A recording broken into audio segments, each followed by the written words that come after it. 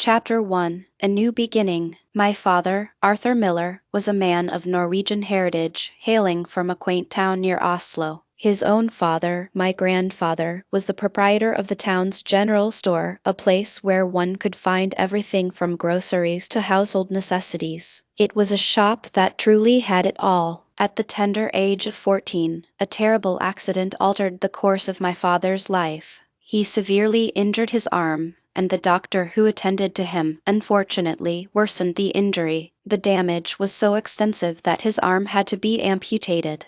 Despite having only one arm, my father was remarkably adept. He cleverly modified a fork, sharpening one side to serve as a knife, determined to cut his own food without assistance. This special utensil became his constant companion, carried everywhere in a small pouch. Though he grew up in a small town, my father harbored a grand ambition to see the world. Upon completing his education, he took a job on a ship that brought him to Calais, France. His journey continued to Paris, where he met and married a young woman named Marie. During this era, global shipping was booming, and vessels required a vast array of supplies. Seizing the opportunity, my father established a company to provide ships with everything they needed: fuel, food, and countless other provisions. The business thrived, and he amassed a considerable fortune. He relocated his family to Cardiff, Wales, a major port city, to better manage his enterprise.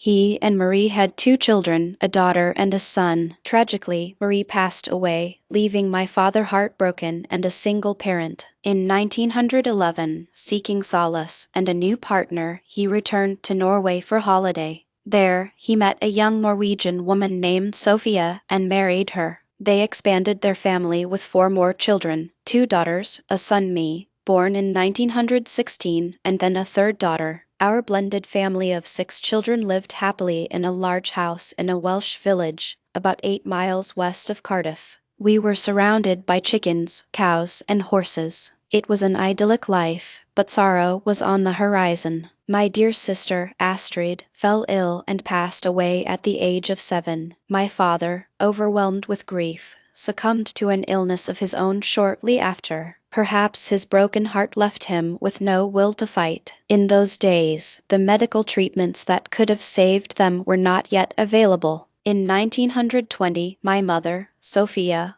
found herself a young widow in a foreign country with 5 children and a newborn. Her entire family was back in Norway, but she chose to remain in the United Kingdom. It was my father's wish for his children to be educated in England, which he always proclaimed had the best schools in the world. My earliest memories are faint, but one stands out with perfect clarity: my tricycle. It was a small child's bike with 3 wheels, and my sister and I would race them down the middle of the street as fast as our little legs could pedal. The thrill of the speed was exhilarating. It was a different time, with very few cars on the road, allowing us such simple, dangerous freedoms. Chapter 2: The Candy Shop Conspiracy. By 1923, at 7 years old, I had started school. The daily walk was about a mile, and along the route was a candy shop that was an almost magical place for me and my friends. Every day, we would press our faces against the window, marveling at the colorful jars of sweets. When we had a few coins, we'd venture inside.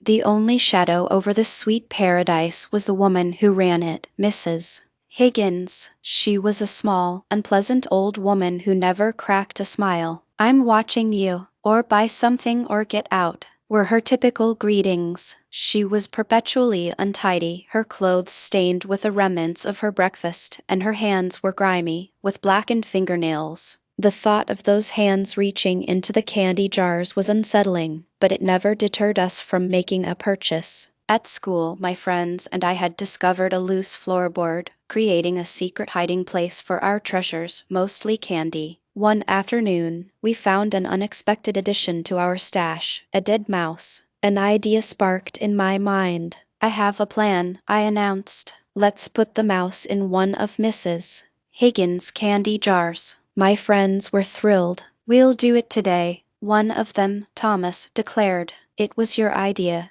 so you have to be the one to do it." "I'll ask for some of those lemon drops," my friend Michael chimed in. "They're on the top shelf at the back." When she turns around to get them, you can slip the mouse into that jar of strawberry candies. It's the closest one. That afternoon, buzzing with nervous excitement, we entered the shop. Michael asked for his lemon drops. As Mrs. Higgins turned her back, I swiftly dropped the dead mouse into the designated jar. She turned back, her beady eyes scanning our group. "Only one of you is buying? I don't want the rest of you loitering in here," she snapped. "Now, off with you." We scrambled out of the shop. "Did you do it?" they asked eagerly. "Of course," I replied, feeling a surge of pride. We all celebrated our small victory. The next morning, as we passed the shop, we saw a closed sign on the door. This was unusual. We peered through the window. The strawberry candy jar was shattered on the floor, glass strewn everywhere. The mouse lay amidst the wreckage, but Mrs. Higgins was nowhere to be seen. A sense of dread washed over us. "She must have had a shock," Thomas whispered. "Shocks can be bad for old people. Sometimes they just die." He looked at me, his eyes wide. "You killed her." "Me? Why just me?" I protested, my voice trembling. "It was your plan," he retorted, "and you put the mouse in the jar." The weight of being a killer settled on my 8-year-old shoulders. I felt sick. No asterisk, I thought, trying to reassure myself. Asterisk, an 8-year-old boy can't kill someone. It's impossible. Asterisk, later at school, during recess, I saw the headmaster, Mr. Peterson, walking across the yard with a woman. It was Mrs. Higgins. She was alive. I was not a murderer. She scanned the crowd of boys, and her grimy finger shot out, pointing directly at Michael. "That's one of them," she shrieked. Then her finger swung towards me. "And that's another." She proceeded to identify our 3 other co-conspirators. We were all summoned to the headmaster's office, a room that smelled heavily of tobacco. Mr. Peterson, a towering man, held a long, thin cane. Fear churned in my stomach. Mrs.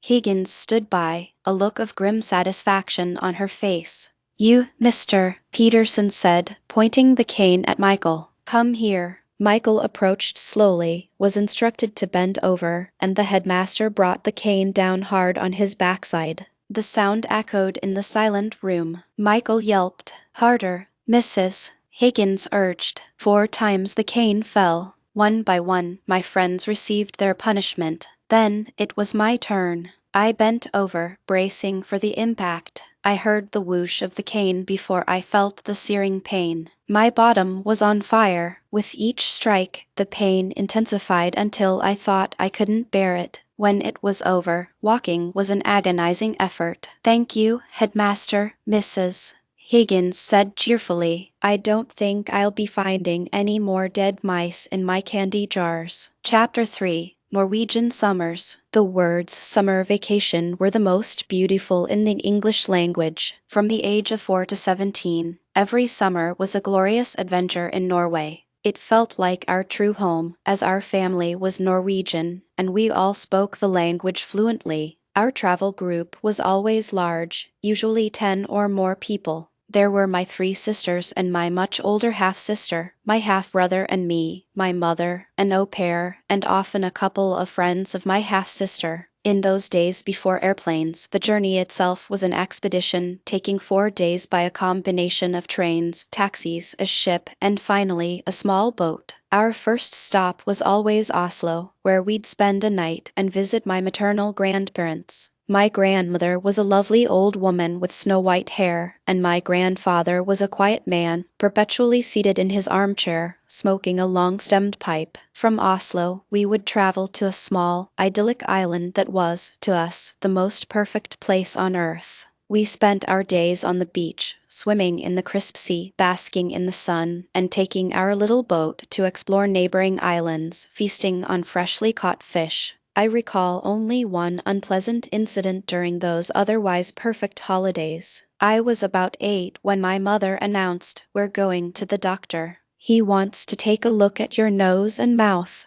"What for?" I asked, concerned. "It's nothing serious," she said, "but I think you have adenoids." "What are adenoids?" "Don't you worry," she replied dismissively. The doctor examined me, and being too young to understand the implications, I wasn't afraid. A nurse held a bowl under my chin. The doctor took a long, sharp instrument, sterilized it in the boiling water of a pot over a fire, and said, "Open your mouth." I hesitated. "It'll be over in a second," he assured me. I opened my mouth, and the instrument went in. He scraped and twisted it several times. A stream of red flowed from my mouth into the bowl. It was a shocking sensation. "Those are your adenoids," the doctor said, pointing to the fleshy red lumps in the bowl. The roof of my mouth was throbbing with pain. "How could they do this to me?" "You'll breathe much better now," he said cheerfully. My mother and I then walked the 30 minutes back to my grandparents' house. They gave me a chair and said, "He can rest here for a bit." This was 1924, when it was commonplace to perform such a procedure on a child without any anesthetic. Chapter 4: Life at Boarding School. In September 1925, at the age of 9, I was sent to boarding school. St.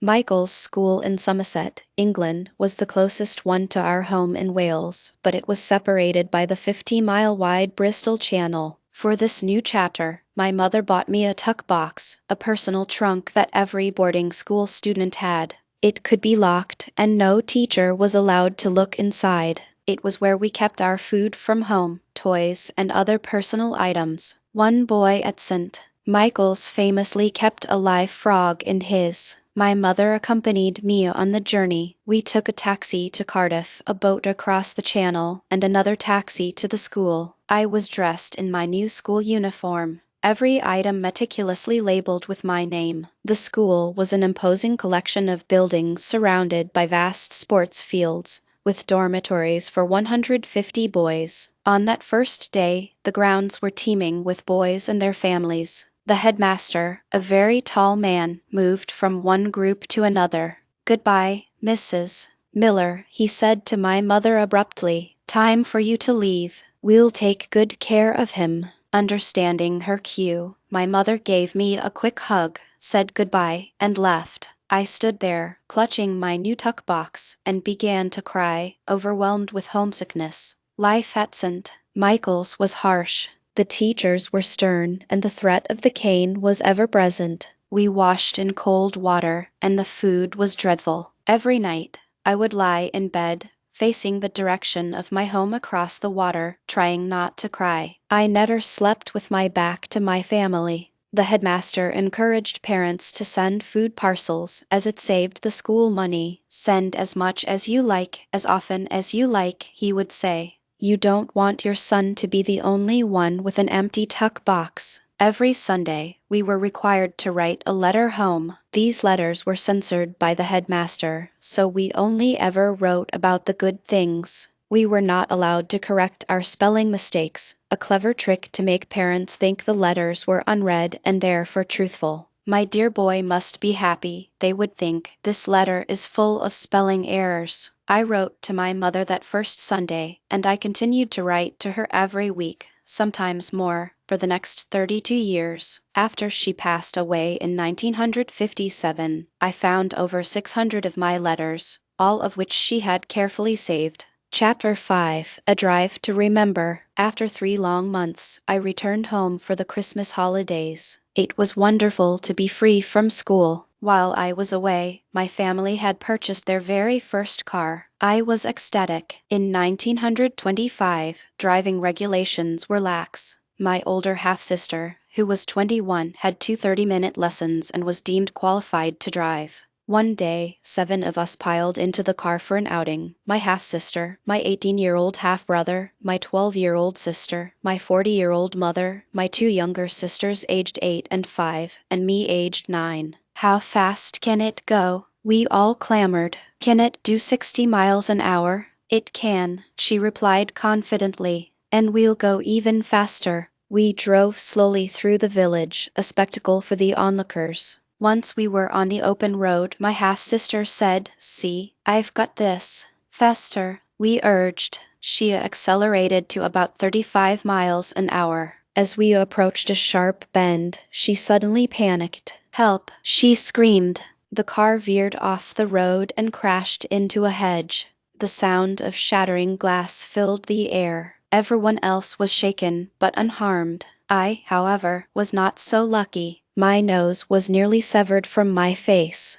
My half-sister, though distraught, managed to drive the damaged car at a snail's pace to the doctor's office. "Wow," the doctor exclaimed upon seeing me. "Look at that nose. It hurts," I cried. "Don't worry," the doctor reassured my mother. "He'll keep his nose." An hour later, at our house, I was laid on a table. A cloth with a strong, sweet-smelling liquid was placed over my face.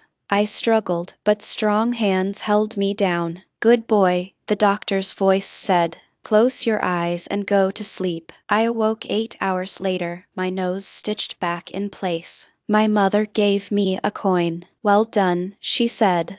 "This is for you." Chapter 6: The Tobacco Prank. In 1926, my half-sister became engaged to an English doctor, who joined us for our summer holiday in Norway. It was a change in our family dynamic. She and her fiancé were inseparable, creating a distance from the rest of us younger siblings. I was only 9 and didn't quite understand it. We resented this doctor for taking our sister away, and we also disliked him for the foul-smelling pipe he constantly smoked. One afternoon, the doctor went for a swim, leaving his pipe on the beach towel. I noticed some dry goat droppings nearby, and a mischievous plan formed in my mind. I quickly crumbled some of the droppings and mixed them in with the tobacco in his pipe. When the doctor returned from his swim, he picked up his pipe and lit it. My siblings and I watched with bated breath. "Ah," he sighed contentedly. "Nothing like a good smoke after a swim. This English tobacco is far superior to the Norwegian kind." The sun was warm, the sky was blue. Suddenly, the idyllic scene was shattered. The doctor leaped to his feet with a loud yell, the pipe flying from his mouth.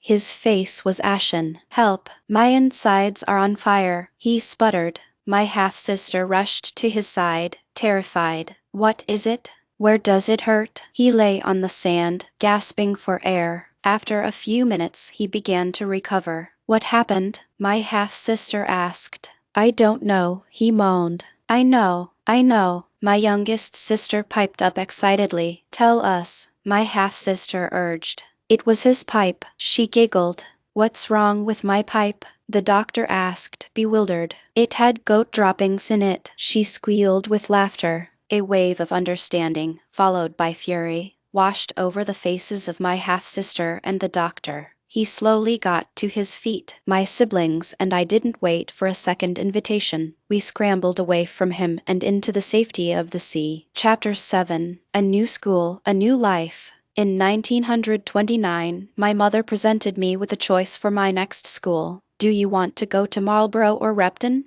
They were both prestigious English boarding schools, but I knew nothing about either. "Repton," I answered, simply because the name was easier to pronounce. "Very well," my mother said. "You'll go to Repton." Repton, located in the heart of England, had a very peculiar uniform. My sisters howled with laughter when they saw me in it, but my mother reassured me. "You look very distinguished. People will see that uniform and know you go to a fine school." At the train station, I saw a sea of other boys dressed in the same strange attire. I was 13 years old and about to enter a world with its own bizarre customs and hierarchies. Older boys held all the power, particularly a select group of seniors we called prefects. They could command younger boys to do anything, and we had to obey. We cleaned their rooms, built their fires, and sometimes even cooked their meals. My assigned prefect's room had to be cleaned every Sunday by me and 2 other boys. We would scrub for hours, but he would invariably find some fault and punish us with his cane. A prefect could stand anywhere in the school and shout for a fag, a junior boy, to run an errand, and all the younger boys had to come running. The last one to arrive was given the task. One cold, snowy morning, I heard the call and ran as fast as I could, but I was the last to arrive. "Miller, come here," said the prefect, a boy named Worthington. "Go and warm my toilet seat." At Repton, the toilets were in an unheated outbuilding with no doors on the stalls. In winter, the seats were ice cold. It was my duty to sit on the toilet seat for 15 minutes to warm it up for Worthington before he used it. Is it warm? He'd ask. As warm as it can be, Worthington, I'd reply. We'll see about that, he'd say. Very good. Some boys have cold bottoms. I'll remember you have a warm one. He did remember me. I started carrying a book with me at all times, as I spent a good portion of that first winter at Repton reading the works of Charles Dickens on Worthington's toilet. But school wasn't all bad. Periodically, every boy would receive a small gray box from the Cadbury Chocolate Company. Inside were 12 different chocolate bars, one familiar and 11 new creations. We were tasked with sampling each one and providing feedback on a small scorecard. It was a brilliant marketing strategy. Who better to test new chocolates than a school full of their best customers? Years later, when I was searching for an idea for a children's book, I remembered those little gray boxes, and the inspiration for Charlie and the Chocolate Factory was born. Sports were a massive part of life at English boarding schools. Thankfully, I was athletic, which made my time there much more bearable. My best sport was a fast-paced handball game called fives. I was good enough to travel to other schools to compete. I also played soccer and squash.